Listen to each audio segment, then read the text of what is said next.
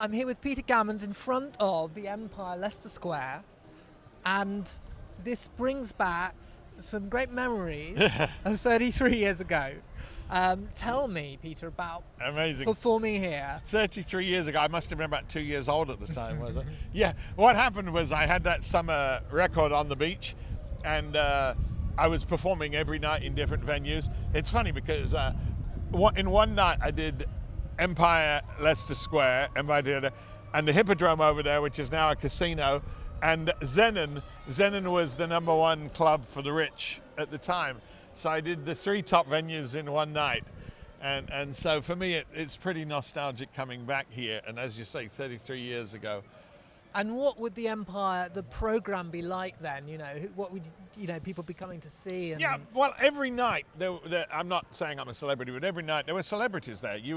If you came to places like that back then, you just didn't know who was going to turn up. Somebody would just turn up and take Ronnie Scott's, the jazz club. Mick Jagger or somebody like that would just turn up and they'd grab a guitar or whatever and start singing. You didn't know what was happening. No velvet ropes and barriers. Yeah, absolutely. No arranging fees beforehand, no fees for people just turned up. And so London was very exciting. The West End was exciting. And that's one of the things that young people today don't realize.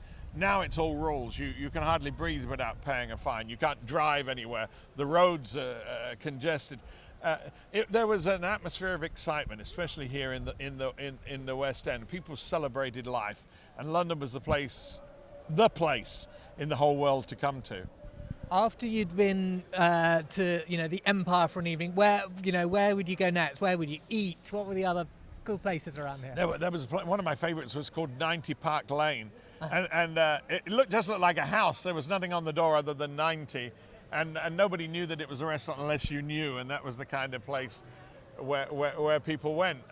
Sometimes I would get invited to Stringfellas. I knew Pete Stringfellas. So one time they asked me about an interview. They said, "Tell us one of the embarrassing things you've done on an interview."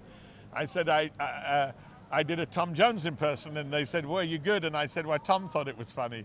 And so, that was just the whole thing back there. You've seen the on the beach video that I did, where Cliff, just for a laugh, did a cameo appearance in it. You see the guy reading the newspaper, and then suddenly throws the newspaper at Johnny. That was what it was like back then. It wasn't a case of let's make arrangement for fees. How much are we going to pay with you? The comedians and things that were on the television programs, they lived in semis. They weren't making millions. The football players played football because they loved the sport, not because they were getting millions to do it. And it was a whole different thing and a whole different atmosphere. We've lost that. And can we recapture a bit of it? What's the? Well, my fear is under Khan things. My thing is that under Khan, I think things are just going to get worse. He's pushed the limits, and now he's going to push it further. If he gets in for another 3 years, he's trying to in my opinion, he's trying to get rid of cars. He's trying to get rid of taxis. He just wants buses. I think he's got this kind of bus fetish because his father was a bus driver. But I have a whole different perspective on that, because my family was one of the last families to be able to afford a car. I was born on a council estate, and my family and so I treasure the freedom that having a car brought.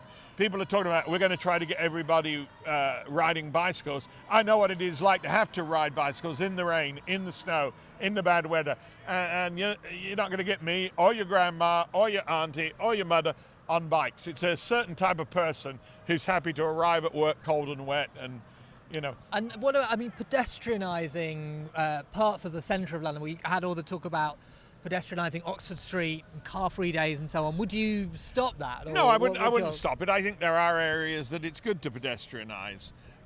How we get people from the shopping to the taxis is an issue we have to resolve. I think that, to me, taxis would be very central to transport for London, whereas they've been left out. I did an interview the other day with one of the key taxi things. I think Khan wants to get rid of them, but they should be central to it. After all, they force them to get these electric taxis now. They should be allowed to go wherever buses go, because taxis, Khan doesn't love London's history the way I do. Taxis are an iconic part of London. They're like Tower Bridge. They are part of it. When you go around the world, you see they bought up old taxis. For example, if you go to Las Vegas, instead of a limousine for a wedding, people will go to the wedding in a black cab because they're part of London's history. And we must have a mayor who protects these things rather than hates these things. What are the other parts of London history that you love most and that we should be There are so many things to celebrate. There are people who want to get rid of statues like Churchill or want to get rid of statues of Nelson. What they fail to realize is these are the people who saved the country. These are the people, for example, Churchill, who stopped Nazism taking over. Yes, they had some attitudes that would be unacceptable today, but you can't judge them by where we are today. You have to understand that people had some bad attitudes on things that now we realize weren't good. But that's a part of history. You have to teach as well some of the negative sides as well as the positive sides. But you have to celebrate people who saved Britain from tyrants, you know. And so, but again, Khan doesn't seem to treasure anything about British history. He seems to hate everything about Britain's history, and that's tragic. And what about Brand London?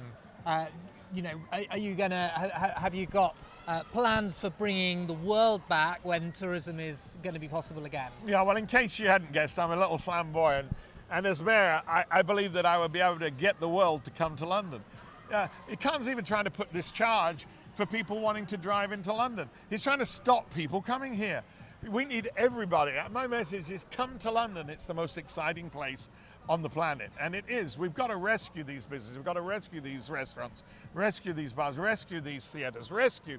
London's West End is the most exciting and inspiring place on the planet. When you think about it, we have been the West End has been the inspiration to Broadway and all of these others. We were here first. If you look at the history of London theatre, there were theatres back in the 1600s.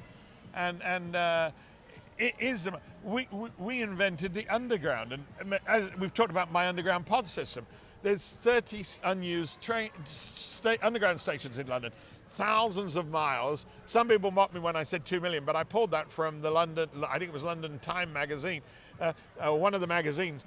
I didn't come up with that figure because I haven't got a tape measure long enough. But it's thousands of miles of unused train lines and tunnels under London. And that's where I came up with the idea of a pod system, because the way I would describe it, Sean Bailey sees the problems, Sadiq Khan sees the excuses, and I see the opportunities. I'm full of ideas and opportunities. We've talked about how we can utilize these underground air raid shelters and turn them into comfortable single bedroom on streets with restaurants, so no one ever needs to sleep on the streets of London again.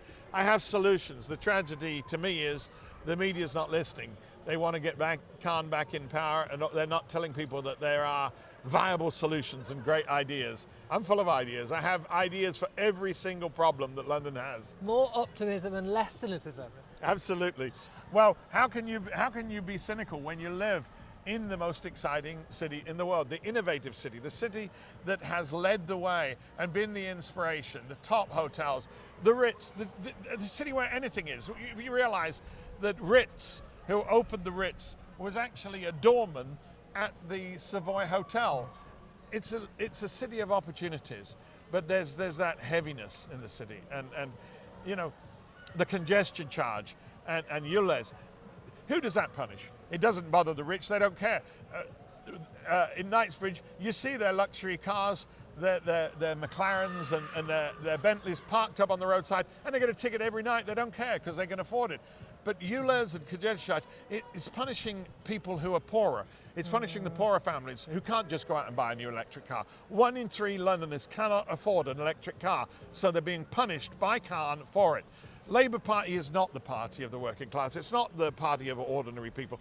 It's the party of this I'm not saying that Sadiq Khan drinks champagne, but I call them champagne socialists from Islington. And is it important for you that in 20 years' time, 50 years' time, London has the mixture of people of different backgrounds that it has today, that London isn't just a city for the rich? Is that something that, you know, that we need to ensure? It's so important that we ensure it, but it's a tragedy.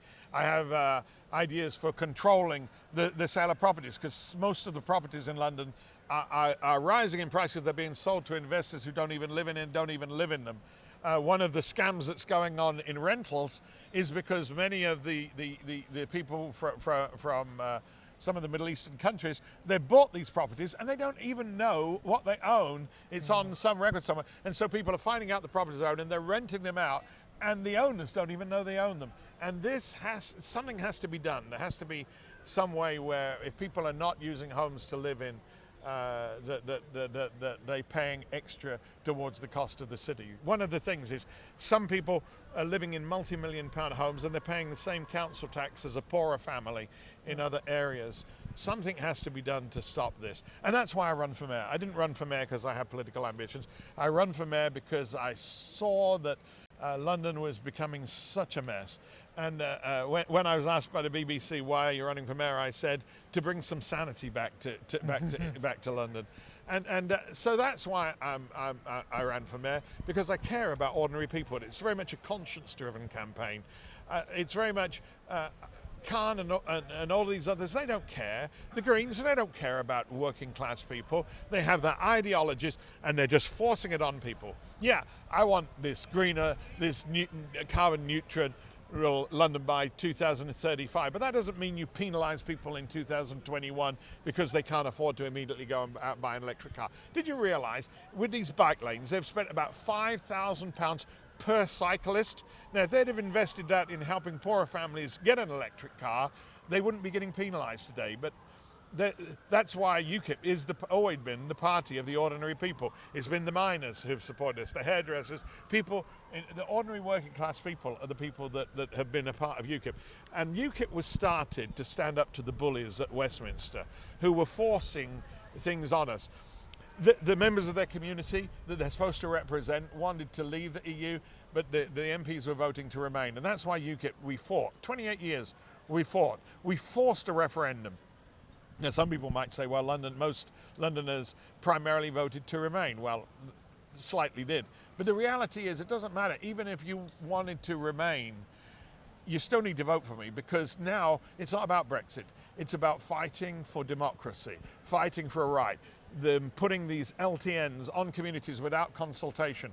They're putting these LTNs in the richer streets to add to the value of them. Of course, they're happy with that, but then they're forcing the traffic onto the poorer streets and past the schools. They're talking about cleaner air for those who've got money. Labour, Conservative, Lib Dems, Greens, they don't care about ordinary working class people. I do. That's the only reason I'm running for mayor. If I don't become mayor, it's not going to make my life terrible, but many people will suffer if Khan gets back in or any of the above.